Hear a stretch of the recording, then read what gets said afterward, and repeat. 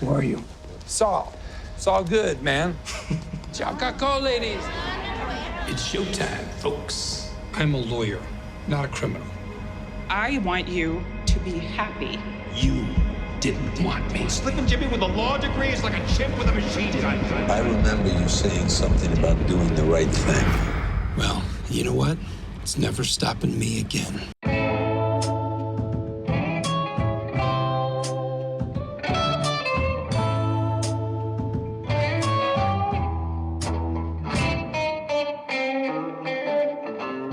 This video is spoiler-free, except for some minor details about this show and Breaking Bad.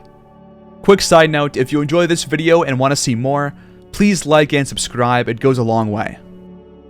Better Call Saul is the prequel to Breaking Bad, but it also very rarely takes place after Breaking Bad as well. If you have not seen either show, I highly recommend watching Breaking Bad before you watch this show, not just because of that, but also because of the subtext and depth that Better Call Saul adds to it. If you have seen Breaking Bad, but you're having trouble getting yourself to watch the show, I'm going to tell you why you need to. About a year ago, I finally gave in and tried to watch Better Call Saul, but the first episode just didn't hook me. I tried again a few weeks later, and the same thing happened. Then, a month after that, I said screw it, I've already watched the first episode, why not just watch the second? And from that point on, every single episode grabbed me and made me want more. I could not turn off my TV, and by the time season 6 came around, I was all caught up and waiting week by week for the next episode. And then, on August 15, 2022, the show was over. And now I'm here. I need to preface the rest of this video by saying this show is not Breaking Bad, and it's not trying to be. If you're expecting Breaking Bad level explosiveness from this show, you're not going to get it to that level, or at least not as often as in Breaking Bad. What you should expect is a full, complete story about how Saul becomes Saul, and a slow, methodical telling of events through the eyes of Mike that act as precursors to the events of Breaking Bad. These two things make up most, if not all, of the show, and they do intersect multiple times, but are mostly separate from each other. So, let's talk about it. What makes this show so great, and what about it makes Breaking Bad even better than it already is? There are 3 topics that I'll focus on: stakes and expectations, the snowball effect, and relationships, change, and ethics. I want to start this section by reading a response by Bob Odenkirk, who plays Jimmy/Saul, to a question about the show from the New York Times. Here's the question. The show has notably grown in estimation over the years, to the point that some now debate whether Better Call Saul is actually better than Breaking Bad. Where do you come down on that question? The response? I think Breaking Bad is a more universal kind of story. It's a midlife crisis and the dangers are more striking. There's more guns flying around and the main character is interacting with drug dealers almost immediately. That's just not the case in our show. Our show is more internal. It's an odder journey. It includes a lot of the ins and outs of being a lawyer, so it'll be less relatable because of the subject matter. But in a beautiful stroke of hard work and genius, the writers have figured out ways to get people to understand some of the tensions and pressures these characters face and relate that to their own personal journeys. The beautiful thing is that Vince Gilligan and the writing crew from Breaking Bad showed an audience the value of watching something closely, and then they took that audience, that investment, and they said, now we're going to make a show that you have to watch very closely. You couldn't do that if you didn't first make Breaking Bad. A show like ours just wouldn't have been able to exist. This answer by Odenkirk puts why I love this show into words better than I ever could. Now, I want to talk a bit more about expectations for this show and why the stakes are different here than in Breaking Bad. There are 5 characters here that I'll sort of talk about, and that's Jimmy, Kim, Chuck, Mike, and Nacho. So, who the heck are they? Kim and Chuck are completely new and original characters for this show. Kim is Jimmy's friend and love interest, while Chuck is his brother. Nacho is a character based off a single extremely popular scene from Breaking Bad, just like Lalo, who is one of the most entertaining antagonists of all time. Mike and Jimmy are both prominent characters in Breaking Bad, and if you've seen it, you know who Mike is and how his story ends, but who's this Jimmy guy? This is Saul, but not really. It's important going into the show that you don't expect this to be the Saul Goodman show. This is the Jimmy show. that takes you on a long journey to illustrate not only how he becomes Saul, but also when. And when this happens, you will feel totally different than what you would expect when first starting the show. So the stakes. The stakes here may not be as high for some characters as in Breaking Bad, at least in like a physical sense, but they still have an incredible impact on the characters and you, the viewer. As I said earlier, Kim, Chuck, and Nacho don't appear in Breaking Bad, so the fates of all three of them are totally up in the air.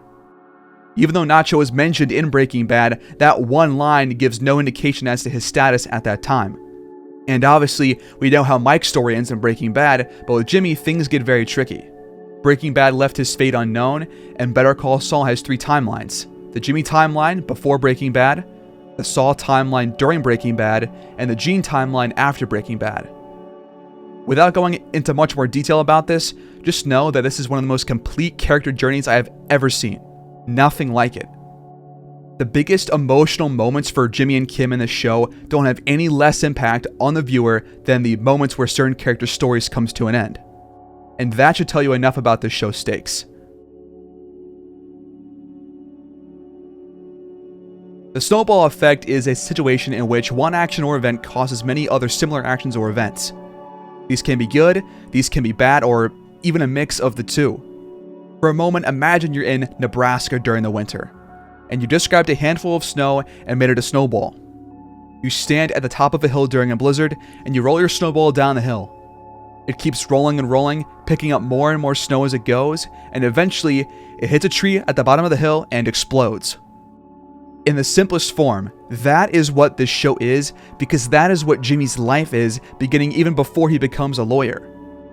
It's a series of actions that spawns even more, and when consequences start to pile up, the tension does too. These actions I'm talking about are almost exclusively done by Jimmy himself, not being done to him. Not only do the consequences get worse and worse as time goes on, but sometimes they're forcing Jimmy to choose between actions where each will probably result in something else going wrong. Forcing the audience to watch a character continue to put themselves in tough spots only adds to the intensity of any show or movie, because you don't know what the outcome will be, but you do know that it probably isn't good. This same kind of effect can be applied to the arcs of Kim, Nacho, and Mike too. Whether it's one character rubbing off on another, or the consequences of somebody else's actions instead happening to them, the actions of all these characters are ultimately what defines where they end up. While these characters do evolve over the course of the show, they can't help but stay true to themselves, even if they're trying to change for the better. This kind of rolling tension that I'm describing does not mean that the only impactful moments happen towards the end of the show. If that were true, the show wouldn't be any good. Instead, we're given moments several times a season where the snowball hits a bump and either goes a different direction or loses some of the snow it has built up. These moments don't only come around during the finales of each season, they happen in the meat of the seasons too. And pretty much every one of them changes the landscape of the show in some way. For a show mostly about lawyers, the way it's executed will keep you engaged the whole way through.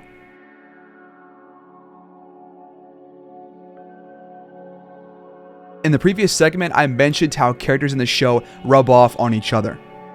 What I'm mainly talking about here is the relationship between Jimmy and Kim.